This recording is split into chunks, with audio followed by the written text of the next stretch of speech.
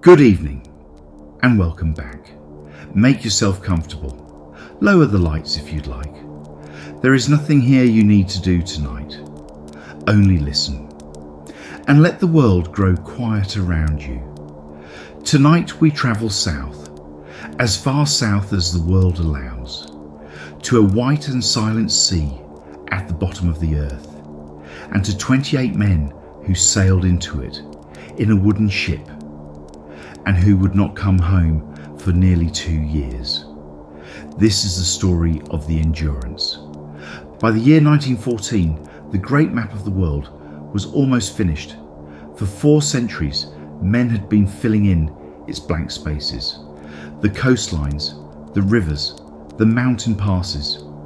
One by one, the secret of the earth had been written down, and the very last of those secrets lay at the 2 ends of the world beneath the ice. The South Pole itself had already fallen. In December of 1911, the Norwegian Roald Amundsen had stood upon it. And a month later, the Englishman Robert Falcon Scott had reached it too, only to die with his companions on the long walk home. We told their story in our last chapter. Tonight begins where theirs ended, for there was still one prize left, one last impossible thing. No one had ever crossed Antarctica. No one had walked from one side of the frozen continent to the other, from sea to pole to sea, a march of some 1,800 miles across a wilderness of ice. And the man who meant to do it was Ernest Shackleton. He was an Irishman, a merchant sailor by trade, restless and warm and endlessly persuasive, a man who could talk almost anyone into almost anything. He had been south before. He had come within 100 miles of the pole himself, years earlier, and turned back, choosing to bring his men home alive rather than die for the last few miles of glory. Better a live donkey, he wrote to his wife, than a dead lion. Remember that line. It is the whole of the man in a single sentence. He called his plan the Imperial Trans-Antarctic expedition, and to carry it out he bought a ship. She was a barquentine, 3 masts, built of oak and Norwegian fir, her timbers in places more than 2 feet thick. She had been built for the polar ice, her bow shaped like a chisel to drive through it. Her first owner had meant to name her something else, but Shackleton gave her a new name, taken from his own family's motto, Fortitude Vincimus, by endurance we conquer, and so she became the Endurance. There is a story, and it may be only a story, that to find his crew, Shackleton placed an advertisement in a London newspaper. It is said to have read, "Men wanted for hazardous journey, low wages, bitter cold, long months of complete darkness, constant danger, safe return doubtful, honour and recognition in case of success." Whether he truly wrote those words, no one can quite prove.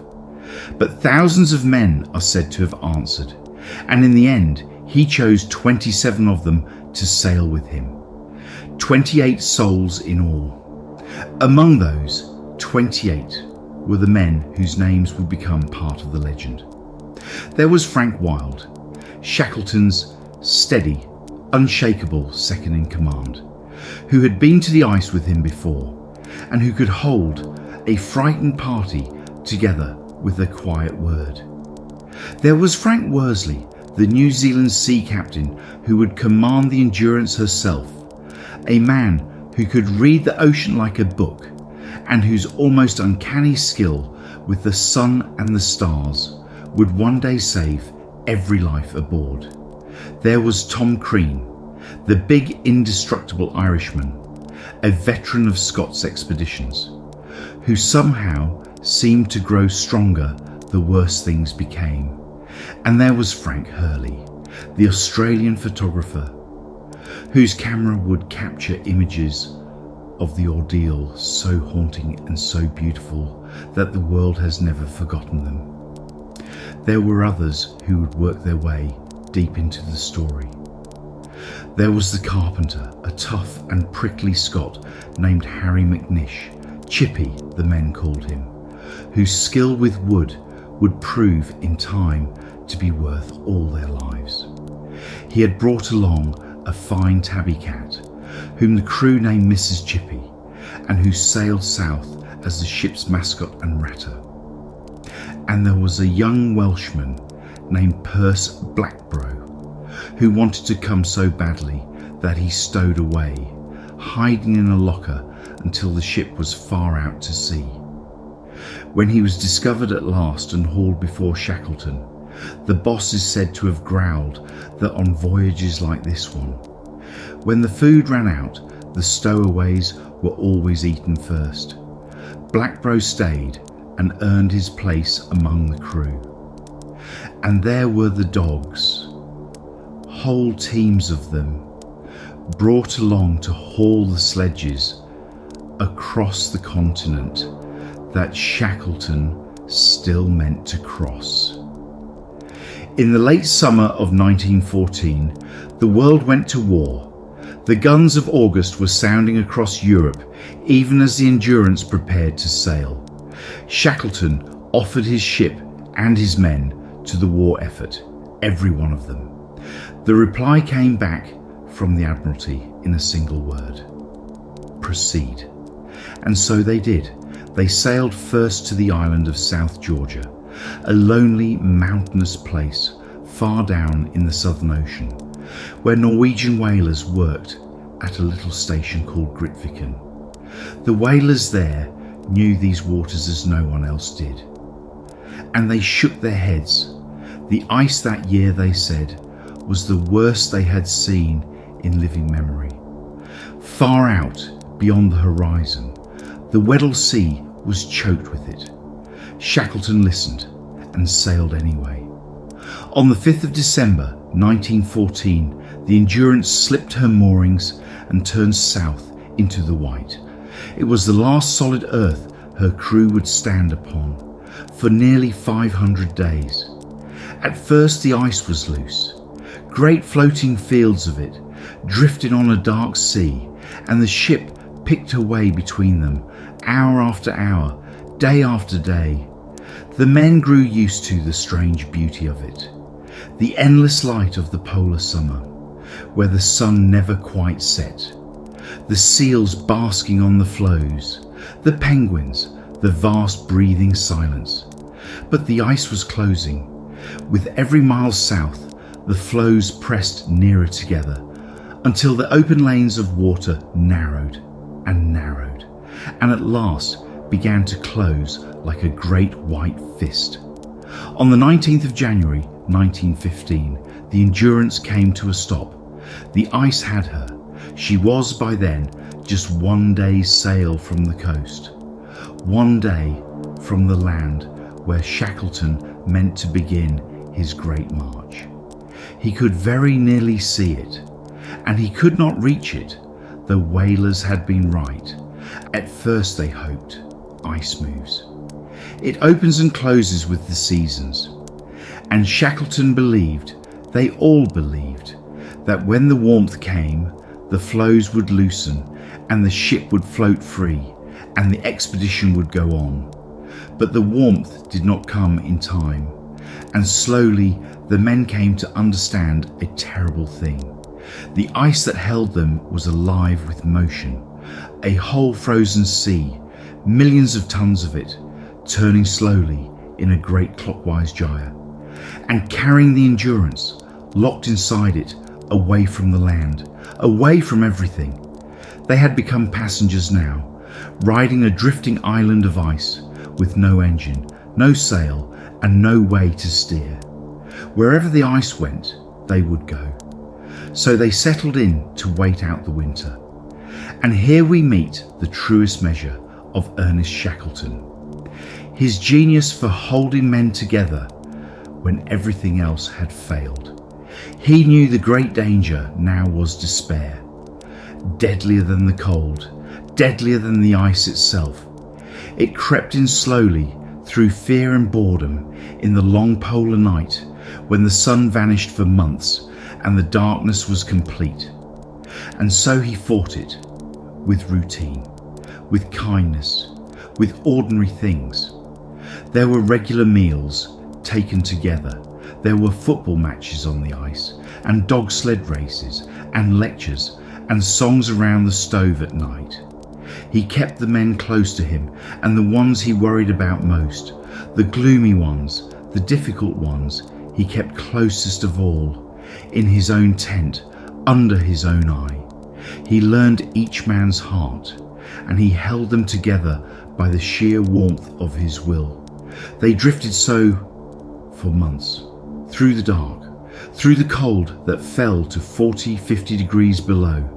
And then, as the light at last returned, the ice began to move in earnest. It is a sound the men never forgot. The pressure of the floes grinding together, a deep, groaning, shrieking sound like a living thing in pain. And now the floes bore down on the ship herself, grinding in against her hull. The great oaken timbers, 2 feet thick, began to bend, to shudder. The decks buckled upward. Beams as thick as a man's body snapped like matchwood, with a crack like a gunshot in the cold air. For weeks the Endurance fought. She was a strong ship, and she did not die easily, but the ice was stronger. On the 27th of October, 1915, with the water pouring in faster than any pump could move it, Shackleton gave the order no captain ever wishes to give. Abandon ship. They carried out what they could onto the ice. The boats, the food, the tents, the precious few belongings. And then they stood on the floe and watched their ship die. For nearly a month she lingered, a broken silhouette against the sky. And then, on the 21st of November, the ice released her at last, and she slipped, stern first, beneath the surface, and was gone. Shackleton wrote 4 words in his diary that night. "She's gone, boys." They were now utterly alone. No ship, no radio. For in those days, there was none that could reach so far. No one in all the world knew where they were. No one would come looking, because no one knew where to look. There were 28 of them, camped on a slab of floating ice, perhaps a few feet thick, somewhere in the most remote ocean on earth. And Ernest Shackleton gathered them around him and told them simply that they would all go home. They made their home on a great flat floe, in a cluster of tents they called Ocean Camp, and they settled in to wait for the ice to carry them north toward open water, or to break apart beneath them, whichever came first. They had saved what they could from the dying ship before she sank. Food, the 3 lifeboats, the tents, a few small treasures. Frank Hurley even climbed down into the flooded, broken hull and dived again and again into the freezing black water inside it to rescue the sealed tins of his photographic plates. And then, knowing he could carry only so much, he and Shackleton sat down together and went through them, and smashed more than half, so that Hurley would never be tempted to risk his life going back for them. The months on the ice were long and dull and quietly desperate. They drifted on a second camp they named, with grim humour, Patience Camp, watching the slow stars wheel overhead, rationing their food, killing seals and penguins when the chance came. And here we see the truest measure of Shackleton. He understood that the deadliest enemy was not the cold, but despair, and he fought it with relentless routine, with fairness, with good cheer, keeping the grumblers close where he could watch them, holding the whole company together by the sheer force of his will. There came one bitter day when he gave an order that broke the men's hearts, that the dogs, who could no longer be fed, and the carpenter's cat, Mrs. Chippy, must be shot. They were a hard people in a hard place, and survival left no room for softness. But the men grieved for the animals all the same.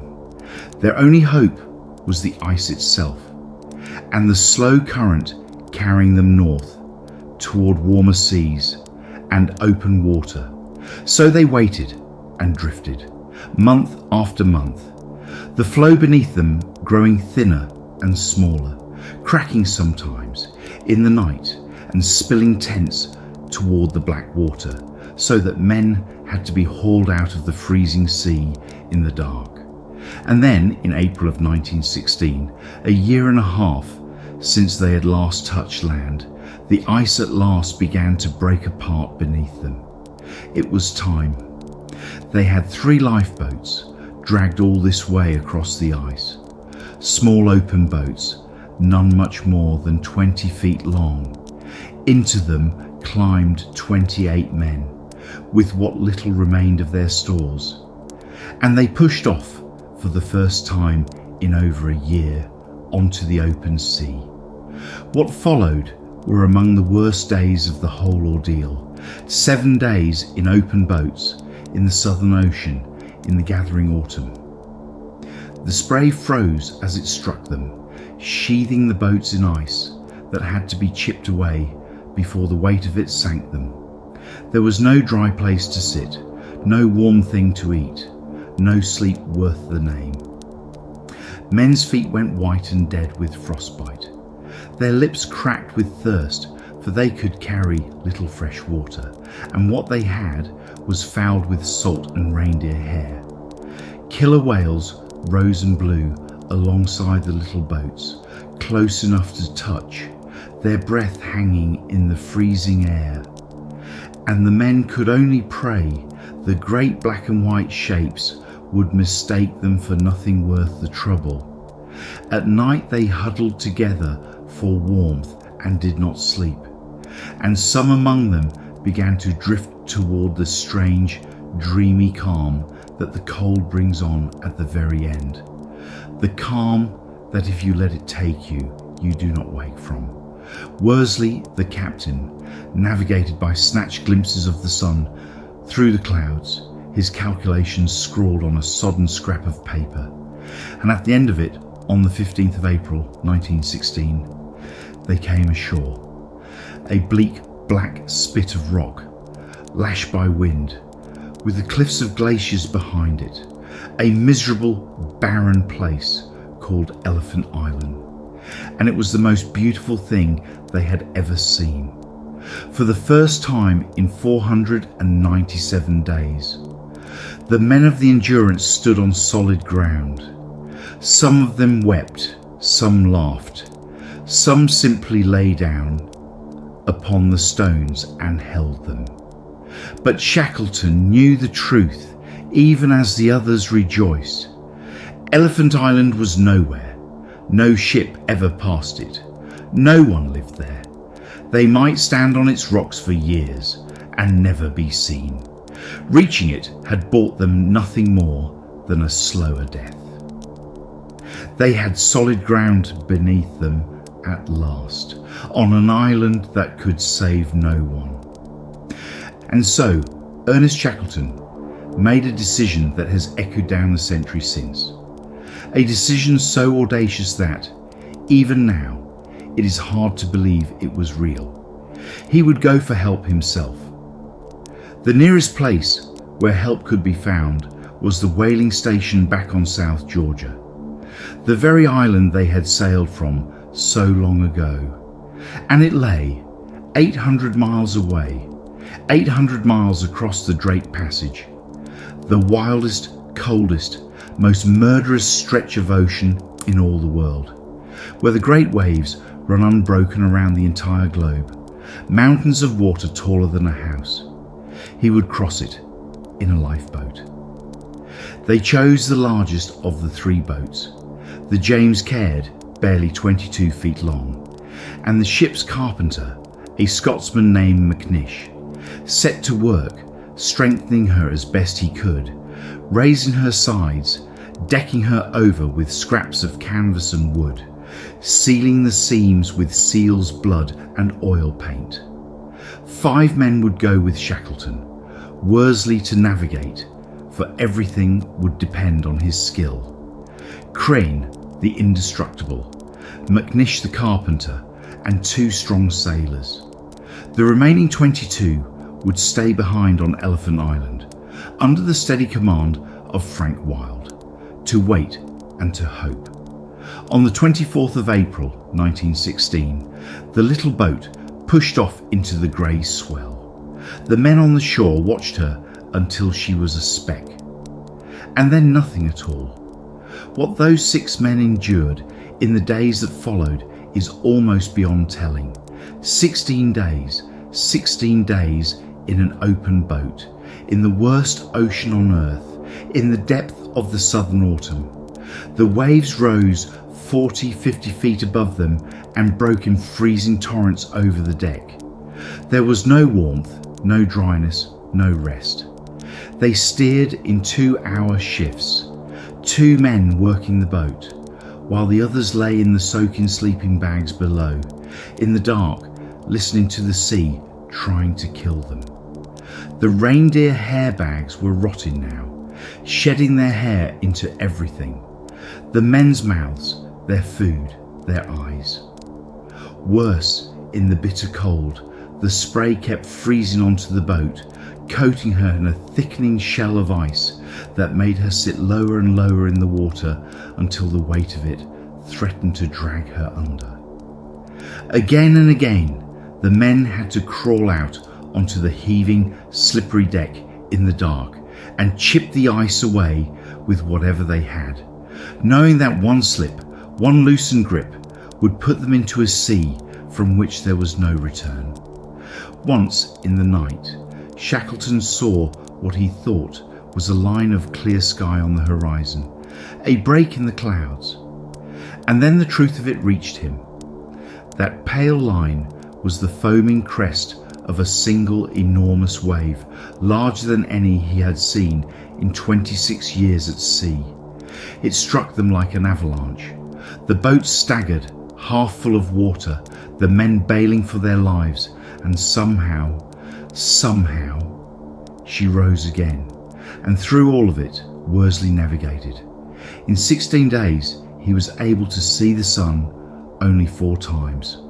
4 brief, blurred glimpses through the spray. And from those 4 sights, with frozen fingers, he had to find their way across 800 miles of empty ocean to a single small island. If he was wrong, even slightly, they would sail past it into the open Atlantic and never be seen again. He was not wrong. On the 10th of May, through the storm and the breaking surf, the black cliffs of South Georgia rose before them. They had crossed the Drake Passage in a lifeboat and lived. But the ocean had one last cruelty left. They had reached South Georgia, but the wrong side of it.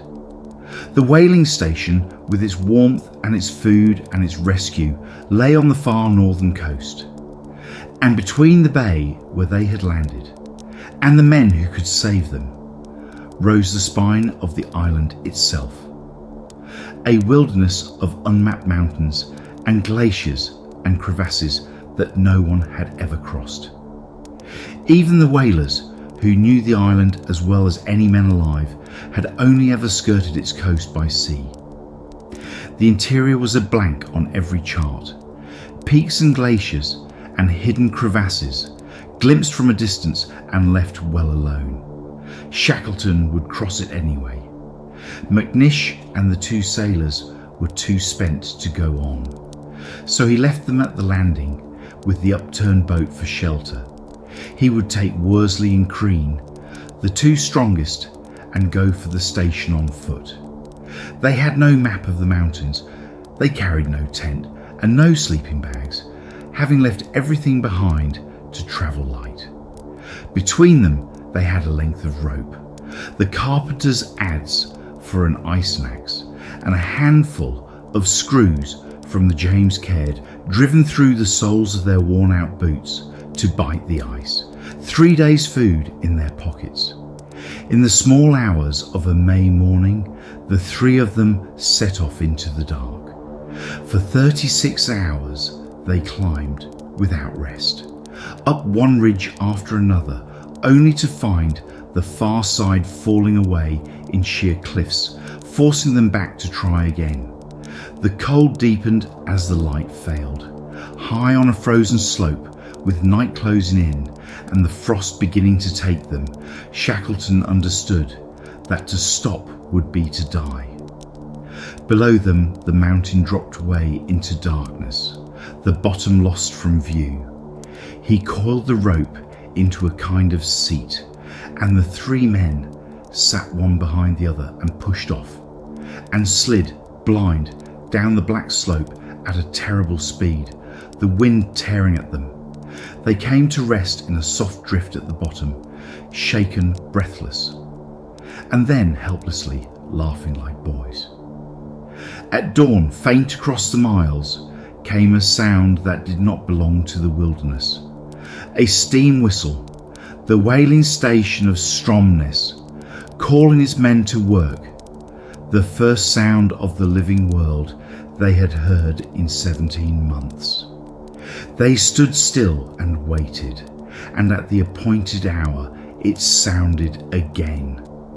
Then they knew for certain that they were saved, if only they could reach it. The last miles were the cruelest, down a frozen waterfall and through icy water to their waists, and then, ragged and black, with the smoke of seal blubber fires, their hair matted to their shoulders, their faces burned and frostbitten, three figures walked down out of the mountains and into the whaling station. The first to see them were two small children, who took one look and ran. They came at last to the door of the station manager, a Norwegian named Sørle, who had known Shackleton in the old days before the ice. He opened his door to a wild and filthy stranger, and did not know him. "Who are you?" he asked, and the man answered very quietly, "My name is Shackleton." It is said the old whaler turned away and wept. That same night, a ship went round the island to gather the three men left on the far shore. The voyage of the James Caird was complete, every man of it alive. But 22 men still waited on Elephant Island. Shackleton tried to reach them at once, and the sea would not let him. 3 times he set out, in 3 different ships, and 3 times the pack ice rose up across the winter sea and turned him back. We can only imagine those 4.5 months for the men on the island, sheltering beneath 2 upturned boats, while Frank Wild rolled his sleeping bag each morning and told them the same steady thing: "The boss may come today, so be ready." On the 4th attempt, the Chilean government lent him a small steam tug, the Yelcho, with a pilot named Luis Pardo. This time the ice opened. On the 30th of August 1916, the Yelcho came out of the mist toward Elephant Island. Shackleton stood at the bow with the glass to his eye, counting the small dark figures hurrying down to the shore. He counted them once, he counted them again, all there, every one. He turned to Worsley and all he said was, "They're all well." And only then, they say, did 2 years of strain seem to lift from his face. 28 men had sailed into the Weddell Sea aboard the Endurance. 28 men came home, through the death of their ship, the long drift on the ice, the open boats, the worst ocean in the world, and the unmapped mountains of South Georgia. Across nearly 2 years, Shackleton lost not a single one of them. And yet, there is a part of this story that is almost always forgotten. For Shackleton's plan had always had two halves. While the Endurance carried him into the Weddell Sea to begin the Great Crossing, a second ship, the Aurora, had sailed to the far opposite side of the continent, into the Ross Sea, with a second party of men. Their task was to lay a chain of supply depots across the second half of the route. The food and the fuel that Shackleton's crossing party would need to survive the final stretch to the coast. They never knew that there would be no crossing. They never knew that the Endurance had been crushed before it had even begun. And so, with extraordinary courage, they carried out their orders anyway, hauling their depots out across hundreds of miles of ice for men who would never come to use them. Their own ordeal was a brutal one. A gale tore their ship from her moorings and blew her out to sea, marooning the depot party ashore with almost nothing. They carried on regardless, ragged, frostbitten, half-starved, dragging their sledges into the white, determined that the depots would be there if they were needed. And before their own rescue finally came, 3 of those men died on the far side of Antarctica from the Endurance, laying a trail for a journey that was never made. Shackleton brought every man of the Endurance home alive. But the expedition as a whole was not without its dead.